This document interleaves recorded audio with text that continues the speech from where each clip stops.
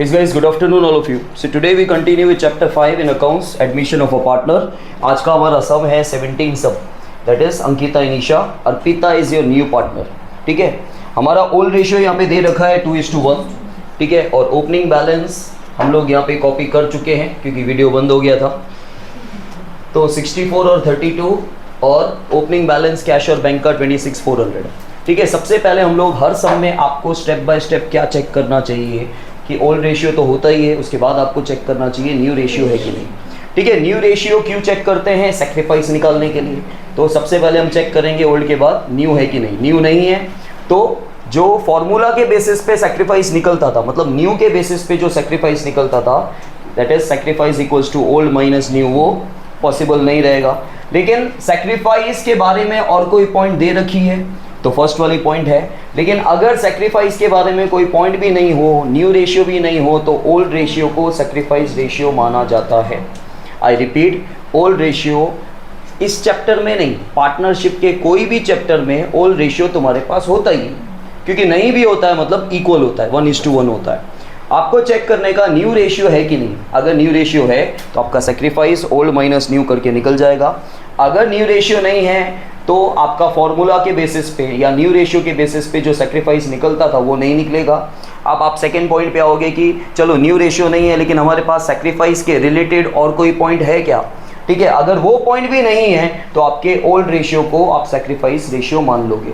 लेकिन हमारे पास first point है जो सेक्रीफाइस के रिलेटेड है. ठीक है, देखो लिखा हुआ है अंकिता जो ओल्ड पार्टनर है वो कितना सेक्रीफाइस कर रही है, 1/12 फ्रॉम हर शेयर. अपने शेयर में से, अपने शेयर का नहीं, ऑफ नहीं लिखा हुआ है, अपने शेयर में से मतलब जो दे रही है वही लेना है, 1/12. ईशा कितना सेक्रीफाइस कर रही है, 1/6 from her share. Again Isha sacrifice कर रही है 1/6, ऑफ नहीं लिखा हुआ है तो आपको मल्टीप्लाई वगैरह नहीं करना है. तो अंकिता सेक्रीफाइस कर रही है 1/12, ईशा सेक्रीफाइस कर रही है 1/6. ठीक है, अंकिता 1/12, ईशा जो है वो सेक्रीफाइस कर रही है 1/6. ठीक है, तो जो अर्पिता है उसको कितना मिला, 1/12 और 1/6 टोटल करके उसका शेयर आ जाएगा. तो नए पार्टनर का शेयर आ जाएगा. अब नए पार्टनर का शेयर कहाँ काम आता है, एक ही जगह काम आता है, नई गुडविल में से नए पार्टनर का शेयर निकालने के लिए. तो थर्ड पॉइंट में देखो नई गुडविल दे रखी है आपके पास. ठीक है, न्यू गुडविल कितनी है, 90,000. ठीक है, तो पहले जितना जितना आप समझे उतना उतना आपको सॉल्व करते जाने का. सबसे पहले आपके पास यहाँ पे दिया हुआ है sacrifice share of Ankita, that is 1/12, and sacrifice share of Isha, that is 1/6. ये दोनों दे रहे हैं, सेक्रीफाइस कर रहे हैं, मतलब देना किसको दे रहे हैं, नए पार्टनर को. नया पार्टनर कौन है, अर्पिता. ठीक है, अर्पिता को अंकिता से 1/12 मिला प्लस 1/6. इन दोनों का एलसीएम ले लो, एलसीएम नहीं आता है तो मल्टीप्लाई कर दो, 12×6 = 72. यहाँ पे ऊपर नीचे आप इस डिनोमिनेटर से मल्टीप्लाई करोगे, यहाँ पे ऊपर नीचे आप इस वाले डिनोमिनेटर से. सो 18/72 रहने दे सकते हो. कटिंग आपको बहुत अच्छे से आती है तो करने की, नहीं तो चाकू हाथ में लग जाएगा. ठीक है, 18 × 1 = 18 4 = अगर आप एलसीएम करते तो वैसे भी 1/4 है, चलेगा, कुछ भी चलेगा. आपको नए पार्टनर का शेयर मिल गया. Now new goodwill of the firm. ठीक है, न्यू गुडविल कितनी दे रखी है, 90,000. नई गुडविल में से नए पार्टनर का शेयर निकालेंगे. Share of new partner in new goodwill, that is 90,000 में से 22,500. वाह वाह मीर वाह, 22,500. ठीक है, तो ये हमने क्यों निकाला, ये हमने इसलिए निकाला कि एक्चुअली नए पार्टनर अर्पिता को गुडविल के फॉर्म में कैश कितना लेके आना था, तो इतना लेके आना चाहिए. ठीक है, अब हम चेक करेंगे वो कितना लेके आ रही है. थर्ड पॉइंट में लिखा हुआ है Arpita is to bring her share of goodwill in, बस वो लेके आ रही है, मतलब कुछ अमाउंट नहीं है, मतलब वो पूरा का पूरा लेके आ रही है. और हमारे पास है cash bank. So cash bank पैसा आ रहा है, अकाउंट डेबिट टू, हमने ये बक्से में डाल दिया, कितना 22,500. ठीक है, अपने अकॉर्डिंग बक्से में और मीर के अकॉर्डिंग बॉक्स में डाल दिया. बॉक्स में से हम पैसा निकालेंगे 22,500. और सेक्रीफाइस क्या दोनों पार्टनर कर रहे हैं कि कोई एक कर रहा है? दोनों, क्योंकि दोनों का सेक्रीफाइस शेयर है, लेकिन रेशियो आपके पास नहीं है भाई। ठीक है, रेशियो आपको निकालना है, लेकिन रेशियो निकालने से पहले दोनों का डिनोमिनेटर सेम होना चाहिए। तो दोनों का डिनोमिनेटर सेम है? नहीं है, तो दोनों का डिनोमिनेटर यहाँ पे इसको 2 से मल्टीप्लाई कर दूं तो 2/12 हो जाएगा, तो 1:2 आ गया। तो सेक्रीफाइस रेशियो आपको मिलेगा दैट इज, और आप जितना पूरा स्टेटमेंट लिखो उतना अच्छा है। Sacrifice ratio of Ankita and Isha ऐसे लिखा जाता है। ठीक है, तो यहाँ पे आपको 1:2 में डिस्ट्रीब्यूट कर देना है। कितना? 500 और 15,000। 15। ठीक है, इसकी एंट्री कर देंगे। पैसा आ रहा है, कितना आ रहा है? पैसा आ रहा है, इसलिए डेबिट साइड किसके खाते में जा रहा है? Premium for goodwill. और यहाँ पे अंकिता और ईशा का अकाउंट क्रेडिट हो रहा है बाय प्रीमियम फॉर। ठीक है, क्लियर? बस अभी एक और मेन पॉइंट बाकी है, दैट इज योर कैपिटल की पॉइंट। वो सेकंड पॉइंट में देखो क्या लिखा हुआ है। सेकंड पॉइंट में लिखा हुआ है Arpita is to bring proportionate capital. Arpita proportionate capital लेके आ रही है। प्रोपोर्शनेट मतलब रेशियो वाइज। अब कौन कितना कैपिटल लेके आएगा? हर बंदा अपने शेयर के अकॉर्डिंग कैपिटल लेके आएगा। ठीक है, हर बंदा अपने शेयर के अकॉर्डिंग कैपिटल लेके आएगा, और ये आपको लास्ट में पता चलेगा। ठीक है, यहाँ पे अभी नहीं आएगा क्योंकि ये क्लोजिंग कैपिटल के बेसिस पे आएगा, वो बाद में देखते हैं। पॉइंट कैपिटल की एक पॉइंट बाकी है, मतलब एक यहाँ अमाउंट आना बाकी है, एक यहाँ आना बाकी है। टोटल बाकी हो जाएगा, टोटल बाकी हो जाएगा, बैलेंस कैरी फॉरवर्ड में यहाँ अमाउंट बाकी रह जाएगा। ये नहीं आया तो ये बाकी रह जाएगा। तो पार्टनर्स कैपिटल में एक यहाँ पे और एसेट्स में। तो पार्टनर्स कैपिटल में कौन है? अंकिता और ईशा का बैलेंस आ जाएगा, अर्पिता का नहीं आएगा। और यहाँ पे कैश और बैंक का क्लोजिंग बैलेंस बाकी रहेगा। रीवैल्यूएशन में कुछ भी नहीं होगा, टैली हो जाएगा वो। इसके बाद देखो fixed assets are to be depreciated by 10%। अब फिक्स्ड एसेट्स आपको पता होनी चाहिए कौन कौन सी है। ठीक है, हमेशा याद रखना गुडविल फिक्स्ड एसेट्स नहीं होती, फिक्स्ड होती है, लेकिन वो इंटेंजिबल होती है। और इंटेंजिबल एसेट्स पे डेप्रिशिएशन नहीं होता। आप बोलोगे सर उसकी वैल्यू कम तो होती है, लेकिन उसको राइट ऑफ बोला जाता है। फिक्स्ड टेंजिबल चीज़ों पे, जिसको आप देख सकते हो, छू सकते हो, गुडविल को देख नहीं सकते। ठीक है, फर्नीचर है, मशीनरी है, व्हीकल है, फिक्स्ड बट टेंजिबल, जिसको आप देख सकते हो, छू सकते हो, उस पर डेप्रीशिएशन होता है। ठीक है, तो यहाँ पे आपके पास मशीनरी और फर्नीचर, ये दो चीज़ें ही फिक्स्ड एसेट्स है और टेंजिबल है साथ में। बाकी की जितनी भी एसेट्स आप देख रहे हो, स्टॉक, डेटर वगैरह जो भी है, कैश बैंक वगैरह, ठीक है, वो सब की सब करंट एसेट्स होती है। तो मशीनरी कितने की है? 64,000। तो मशीनरी 64,000 का 10% डेप्रीशिएशन 6400। और क्या है इसके बाद? फर्नीचर 40,000 और उसका 10% डेप्रीशिएशन 4,000। ठीक है, ये 36,000। दोनों डेप्रीशिएशन आप यहाँ दिखा दोगे, दोनों की वजह से प्रॉफिट घटेगा। मशीनरी कितना? 6400 एंड दिस इज 4000। क्या है ये? फर्नीचर। ठीक है, चलो नाउ कम टू द, अच्छा और पॉइंट बाकी है। See all debtors are good, मतलब आपको बीडीआर की कोई ज़रूरत नहीं है। बीडीआर क्यों बनाते हो? बेड डेप्स का लॉस कवर करने के लिए एक रिजर्व रखा जाता है। एक एक्चुअली देखो नाम क्या है बीडीआर, बोलते भी क्या हो? बेड डेप्स रिजर्व, लेकिन तुमको पता ही ये प्रोविजन है। प्रोविजन और रिजर्व में फ़र्क होता है। इट इज़ एक्चुअली, इसका नाम है प्रोविजन फॉर डाउटफुल डेप्स। ठीक है, बीडीआर भी नाम है उसका, लेकिन उसका नाम है प्रोविजन। बीडीआर हम बोलते भले बेड डेप्स रिजर्व है, लेकिन एक्चुअली ये प्रोविजन है। तो बीडीआर ये जो बनाया जाता है वो बेड डेप्स के लॉस को कवर करने के लिए बनाया जाता है। लेकिन ये लोग बोल रहे हैं कि सारे के सारे डेटर्स गुड है, मतलब कोई पैसा खाएगा, कोई पैसा ही नहीं खाएगा, लॉस ही नहीं होगा, तो हम बीडीआर मेंटेन क्यों करें? इसलिए बीडीआर यहाँ पे आपको कैंसिल कर देना है। तो बीडीआर कितना है? 3200। तो वो बीडीआर आप कैंसिल कर दोगे बाय बीडीआर। और डेटर्स कितने के हैं? 40। वो पूरे दिखा दोगे अपनी एसेट से। ठीक है, पैसा मिल नहीं रहा है, लेकिन कंफर्म हो गया कि मिलेगा, तभी हमने उसको एसेट्स में दिखाया है। स्टिल आप एसेट्स में क्या दिखा रहे हो? डेटर। डेटर मतलब अभी भी पैसा मिलना बाकी है। इसके बाद देखो आप, insurance premium of ₹2400 out of ₹12,000 is to be carried forward to next year. बोला गया है टोटल आपने 12,000 इंश्योरेंस प्रीमियम का पे किया होगा, लेकिन उसमें से 2400 नेक्स्ट ईयर लेके जा रहे हो, मतलब प्रीपेड है। वो 2400 क्यों लेके जा रहे हो? क्योंकि वो प्रीपेड होगा, वो इस साल का खर्चा नहीं होगा। तो यहाँ पे माइनस माइनस नहीं होता है P&L की तरह। यहाँ पे जो माइनस वाला अमाउंट है ना, वो इस साइड दिखा दोगे बाय इंश्योरेंस, प्रीपेड इंश्योरेंस, ठीक है।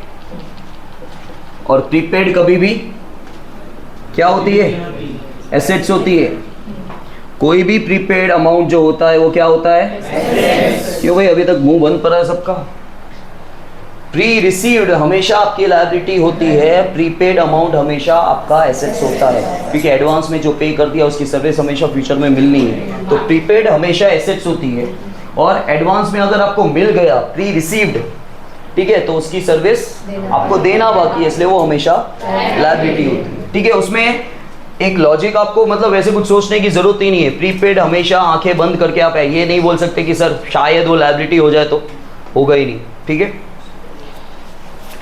तो ये पॉइंट्स हो गई। अब आ जाओ ओल्ड बैलेंस शीट पे। जीआर को डिस्ट्रीब्यूट कर दें। ओल्ड रेशियो कितना है? 16,800 को 11,200 और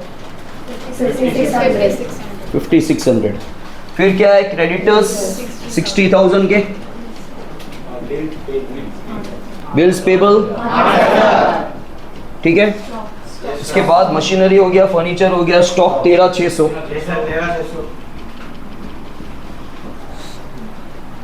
फिर डेटर्स हो गए, कैश बैंक हो गया। रिवैल्यूएशन हम टैली कर लेते हैं।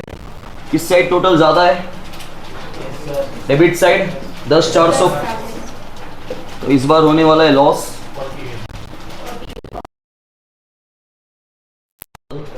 कितना है ये? अंकिता एंड ईशा 3200 1600, ठीक है। लॉस हो रहा है तो इस साइड आएगा।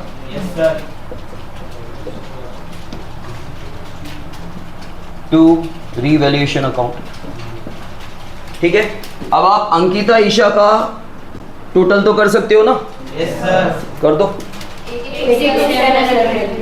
82,700, 52,600, ठीक है। अब ये टोटल यहाँ लिख दो, इसमें से ये माइनस करो 3200, 79,500। ध्यान देना, ये चीज वही हो रही है जो हम अब तक करते आ रहे हैं, कुछ बदलाव नहीं, ठीक है। जो टैली हो रहा है टैली कर दो। ये 51,000 इसका बैलेंस बाकी है, क्योंकि उसके खाते में कितना पैसा गया वो निकालना भी बाकी है। अब ये कैसे निकालेंगे? कुछ आइडिया आ रहा है आपको? लैंग्वेज देख के बोलो। दोनों का कैपिटल प्लस करके उसका जो शेयर है उसको सेंड टू कर देंगे तो उसका कैपिटल आएगा। दोनों को प्लस करके किससे मल्टीप्लाई करेंगे? किसका शेयर? नहीं वाला जो नया जो पार्टनर है 18/72, उससे मल्टीप्लाई करेंगे, जो आएगा वो ठीक है। पर लॉजिक कंप्लीट नहीं है, इसलिए रॉन्ग हो जाएगा। इसी दिशा में ही है, बट पूरा नहीं बोला। लॉजिक देता हूं मुझे, मैं बोल रहा हूँ उतना करना इनकम्प्लीट वर्क है, उसके आगे कुछ है तो बोल। यस एनीवन, जल्दी सिट। देखो आपकी पॉइंट में क्या लिखा हुआ है? Arpita is to bring proportionate capital. Arpita को अपने शेयर के हिसाब से कैपिटल लेके आना है, प्रोपोर्शनेटली लेके आना है। तो भाई पुराने पार्टनर्स कितना लेके आए वो भी देखना होगा। तो जब कभी ये वाली पॉइंट आए तो इसमें एक मेथड आता है, वो मेथड ये है आपका, यहाँ पे कर देता हूँ। Late the total capital of the firm, आपको मानना है ₹1। क्या मानना है? आप बोलोगे सर 1 क्यों, 100 क्यों नहीं है, 1000 क्यों नहीं? कुछ भी ले सकते हो, लेकिन जितने भी शेयर होते हैं ना, उन सबका जब टोटल करोगे ना तो टोटल 1 आता है। जैसे तीनों पार्टनर है, तीनों का कुछ ना कुछ शेयर होगा, आप टोटल करोगे ना शेयर, क्योंकि शेयर 1 से कम होता है। ऊपर छोटा नंबर नीचे बड़ा नंबर हुआ ना, मतलब ये होता है प्रॉपर फ्रैक्शन। इसको बोलते हैं मैथ्स में प्रॉपर फ्रैक्शन। प्रॉपर फ्रैक्शन मतलब 0 पॉइंट समथिंग होता है। कभी भी ऊपर बड़ा नंबर नीचे छोटा नंबर, हमेशा आंसर 0 पॉइंट में आएगा, मतलब वो 1 से। तो जितने भी शेयर होते हैं ना, वो सारे के सारे शेयर का जब आप टोटल करोगे तो हमेशा 1 आना चाहिए, कि 1 एक शेयर, एक पूरा क्या, एक प्रॉफिट को 1 बोलते हैं। उस 1 के टुकड़े किए हैं तीनों पार्टनर। आज तीनों पार्टनर का शेयर मतलब क्या? एक रोटी के 3 टुकड़े कर दिए, तो उन तीनों टुकड़ों को फिर से आप ज्वाइन करोगे तो आपको क्या मिल जाएगा, वही एक रोटी मिल जाएगी। इसलिए हम लोग ऐसा मानते हैं कि let the total profit be rupees. अब उसमें से share of new partner, share of Arpita, जो ये रहा 18/72 को मैं 1/4 ले लूं, आपके लिए इजी रहेगा करने को। अब वो लोगे तो भी सेम बात है, लेकिन अब शेयर ऑफ रिमेनिंग पार्टनर्स निकालना है, मतलब ओल्ड पार्टनर्स लिख सकते हो आप यहाँ पे रिमेनिंग की जगह। तो टोटल कितना था 1 में से नए पार्टनर का शेयर कितना है 1/4 है। तो अब आपको एलसीएम लेने की जरूरत नहीं है, इसमें ट्रिक बताता हूँ। कभी भी आपको कोई भी पीछे फ्रैक्शन 1 में से माइनस करना हो ना, तो डायरेक्टली आंसर निकाल सकते हो। कैसे पता है, ये नीचे वाला नंबर है ना, उसमें से ऊपर वाला नंबर माइनस, नीचे वाला नंबर सेम लिख दो, हो गया। लेकिन ये ट्रिक है, ये लॉजिक नहीं है, और ये ट्रिक खाली 1 में से कुछ भी माइनस करोगे उसके लिए बना है, बाकियों के लिए नहीं, ठीक है। और ये पीछे वाला नंबर प्रॉपर फ्रैक्शन होना चाहिए, और पीछे वाला नंबर प्रॉपर, यहाँ पे हाल फिलहाल जो मैं करवा रहा हूं उसमें आपको कोई चेंज नहीं मिलेगा कोई भी सम में, ठीक है। तो 1 में से ये माइनस करोगे 1/4, तो ये डायरेक्टली ट्रिक बनाई है और मैंने चेक किया है, हर सम को लेके सब में अप्लाई हो रही है, ठीक है। तो नीचे वाला नंबर, अब सपोज कर लो कि ये 4/5 होता, तो 5 में से 4 गया 1/5 आ जाता। तो आपको, और जिनको एलसीएम लेने आता है बोले एलसीएम लेके करो, ये याद है। जिनको नहीं आता है उनके लिए ट्रिक काम की, ठीक है। तो ये जो आपको शेयर मिला, ये पुराने पार्टनर्स का शेयर मिला। ये किसका शेयर मिला, पुराने पार्टनर्स का। अच्छा, ये जो टोटल कैपिटल है वो भी पुराने पार्टनर्स का ही है, ठीक है। और इनका जो क्लोजिंग कैपिटल है उतना ही उनका शेयर होगा। अब शेयर कितना है पुराने पार्टनर्स का 3/4, और उनका क्लोजिंग कैपिटल कितना है, आप टोटल करोगे 31,500, ठीक है। तो आपको यहाँ पे लिखना है, देख लो अच्छे से, कुछ भी नहीं है, सिर्फ मेथड याद रखना है कैसे निकलता है, कि पुराने पार्टनर का शेयर कितना है 3/4, और उनका क्लोजिंग कैपिटल कितना है 31,500। कैसे आया वो यहाँ पे बता दो, प्लस करके 79,500 प्लस 51,000, ठीक है। शेयर जब 3/4 था तो पुराने पार्टनर्स का कैपिटल 31,500 है। नए पार्टनर का शेयर कितना है 1/4, उसका क्लोजिंग कैपिटल आपको निकालना है। सुनना, ठीक है। अब ये कैलकुलेशन कैसे करने की, इसको डरने का नहीं, क्योंकि हमेशा तुमको ये दोनों नीचे वाले नंबर सेम मिलेंगे। तो ये 4/4 कट गया, मैथ्स के अकॉर्डिंग कट ही जाता है, ठीक है। आपको मैथ्स नहीं करना है यहाँ पे, नहीं ये चेक किया जाता है वैसे। 4/4 कट गया, आपको डायरेक्टली 130,500 को 3 से डिवाइड कर देने, कितना आया 43,500 आया समझ में, 43,500। ये क्या आ गया, ये आ गया क्लोजिंग कैपिटल किसका, नए पार्टनर का, कितना। अब तुम मुझे एक चीज बताओ, यहाँ पे तो कुछ है नहीं वैसे भी, तो इसका क्लोजिंग कैपिटल जनरली आता कहां से, ये टोटल से। ये टोटल कहां से आता है, यहां से।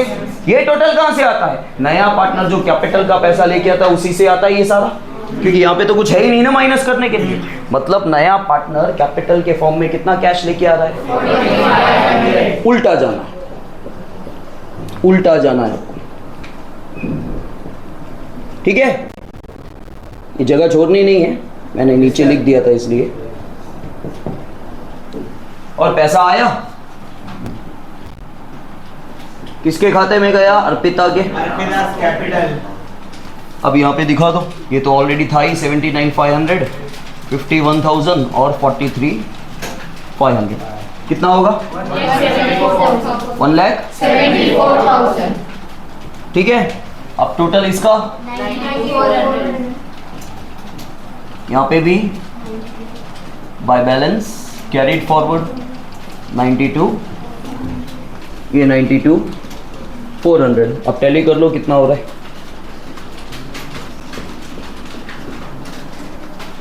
तीन ही अमाउंट है, एक 80 188, अच्छा ये 60 है 242, उस साइड आ रहा है, क्लियर है। तो बस ये पॉइंट आपके लिए नया था, ठीक है। फिर से आपको बता दे रहा हूँ, आपको चाहिए तो देखो, यहाँ पे एक्चुअली आपसे पूछा गया है कि नया पार्टनर कैपिटल कितना लेके आ रहा है, ठीक है। चलो आप थोड़ा बहुत रट के ये कर लोगे कि let the total profit be ₹1, उसमें से नए पार्टनर का शेयर हमने माइनस किया तो पुराने पार्टनर का शेयर आ गया। अब पुराने पार्टनर का शेयर 3/4 है और उनका क्लोजिंग कैपिटल इतना है, और नए पार्टनर का शेयर 1/4 है, तो उसका क्लोजिंग कैपिटल कितना। लेकिन आपके दिमाग में, जिनको लॉजिक पता है उनके दिमाग में ये चल रहा होगा, सर क्लोजिंग, ये तो आपने क्लोजिंग निकाला, ये तो आपने क्लोजिंग निकाला, ये तो पूछा गया था कि अर्पिता कैपिटल के फॉर्म में कैश कितना लेके आ रही है। लेकिन वो जो क्लोजिंग आया ना भाई, वो उतना ही होता है जितना वो कैपिटल लेके आ रही है, इसलिए हम उसके बेसिस पे जा रहे हैं, डायरेक्टली हम लोग नहीं निकाल सके। समझ में आया? तो यहां पर क्या हो रहा है, जितना वो क्लोजिंग कैपिटल आया नए पार्टनर का, जितना क्लोजिंग कैपिटल आया उतना ही नया पार्टनर एक्चुअली कैपिटल के फॉर्म में यहाँ पे कैश, क्योंकि वही टोटल यहाँ आता है, वही टोटल यहाँ आता है, उतना ही पैसा एक्चुअली। अगर हम वैसे जाएं कि अगर हमको ये पता होता तो टोटल करते, वही टोटल यहाँ आता, वही आता, तो उल्टा जाना। समझ में आया? और दूसरा पॉइंट ये भी है कि अपने पास यहाँ पे कोई अमाउंट नहीं है, ठीक है। तुम बोलते हैं कि सर अगर होता तो फिर कुछ चेंजेस होते, पॉइंट के हिसाब से करने पड़ते, होता नहीं है वैसे, ठीक है। चलो